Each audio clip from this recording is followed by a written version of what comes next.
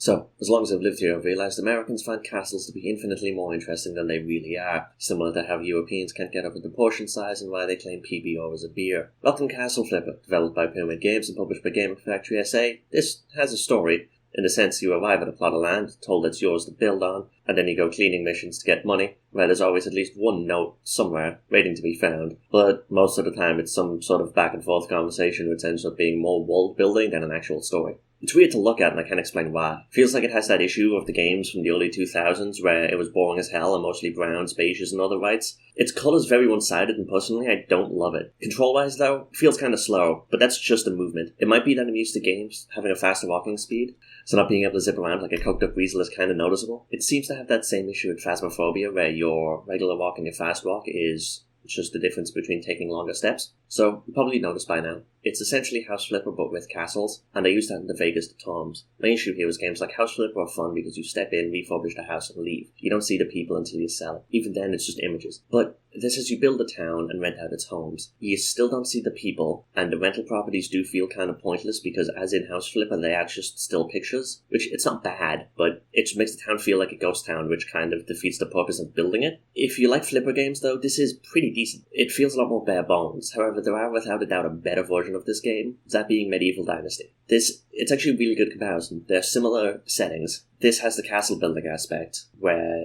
the end goal is to build a throne and just call kind of everything you own. But Medieval Dynasty has you build a town, assign citizens jobs, and has citizens that can walk around, and that it makes the town feel a lot more alive. It also has the added impending doom of needing food regularly. So, if you do want to buy this, do it. Obviously, I'm not your father. You're a strong, independent woman. You don't need no man. I personally just don't dig it, so I'll rate it with this random picture of a sheep I found online.